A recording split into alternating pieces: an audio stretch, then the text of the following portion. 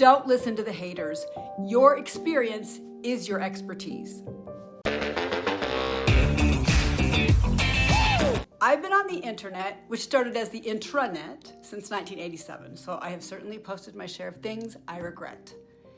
But I've seen online conversations transform from generally civil discussions to so much hatred. It's hard to understand.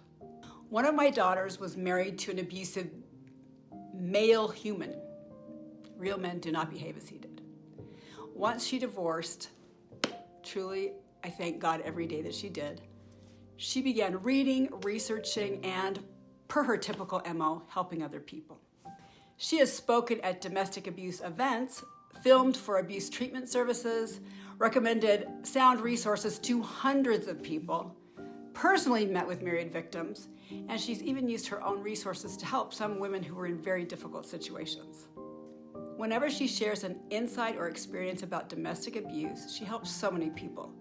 But there are a few really nasty people who crawl out of the woodwork on all of these posts. Mostly men or sock puppets. I get it, it's social media and people feel empowered, often because of distance or perceived anonymity, to be as outwardly hateful as they apparently feel inside. Unless these dudes feel personally called out by the content, it's hard for me to understand why they are so defensive. With regard to the domestic abuse posts, the two most common forms of vitriol I have seen are these. Number one, this content is a turnoff and not attractive. To that I say, dude, this is not about your hormones, so scoot. And number two is, boo-hoo, you should get over it and move on with your life. I'm going to show you 3 classic and real examples of such comments, and then talk to you about why they're wrong. First, we have the esteemed Darren Mann, who says, like, dude, how long is this gonna be your story? I understand it's a thing to bring awareness, but eventually you gotta move the F on. Nice. Next, we have the years-long trolling Jared White. You should try to find this thread because he's a gem, and he goes on and on and on. He contributes a crying gif and this charming comment. Still playing the victim card after like 2 years now? Just a permanent victim of society now? Isn't he sweet? Isn't he great? Our last example is the eloquent Gizmo.801. He's so bold and brave behind his anonymous moniker, but alas, his name is Adam Newton. Dearest Adam contributes this gem. Well, they're not wrong. First time seeing your content after your Weird A commercial, of course. I just have to say those men complaining about you are spot on. Lord's name in vain. You should use some mild sedatives and acting lessons. Oh, and it wouldn't hurt to tone it down just a notch, okay? It seems that all these dudes are shockingly single, and I think Adam is a dad of a daughter. It's reading incel, isn't it? If you've seen any of my DNA videos, you'll know I was the product of an unwanted pregnancy over 60 years ago. I'm really glad to be alive. But now, 60 years later, I advocate for other unplanned, unwanted pregnancies. This may surprise you, but while I was still in utero, I was not able to do that. When I was in elementary school over 50 years ago, I was bullied.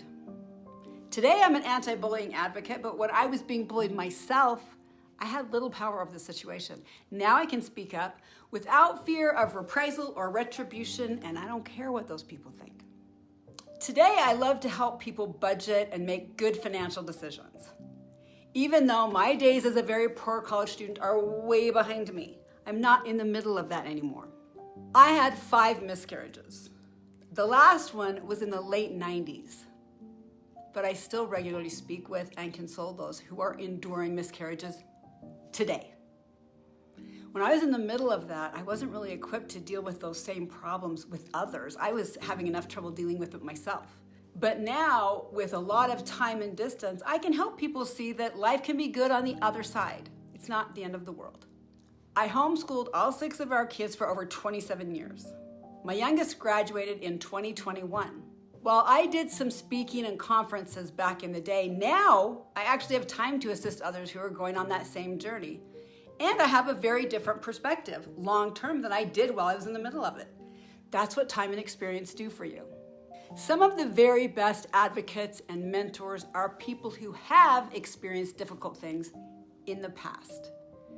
And so they understand issues personally, but they have the space for a better perspective today.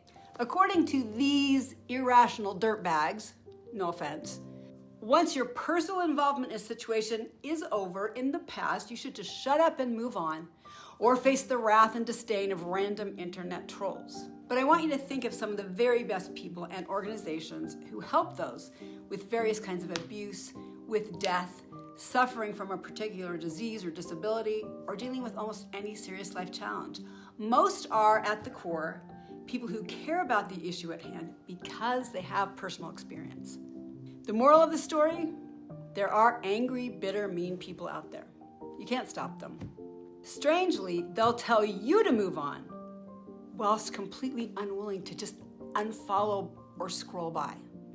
They can't move on from your content, but they expect you to move on from a horrific experience. Make sense of that. While these people could choose to do something with their lives, the only thing they're really providing is engagement, so maybe it helps your numbers. A better path is to use the difficult experiences in your life to bless other people. Your past experience, the knowledge you gained, the lessons you learned, sometimes even the people you met, can make life better for so many today. Thanks so much for watching. Please subscribe and ring that notification bell. You can also follow along on Instagram at Midlife Credo, and join us in the Midlife Tribe on Facebook too, where we're thriving midlife without the crisis, but while using our decades of experience for the best purposes we can. Onward.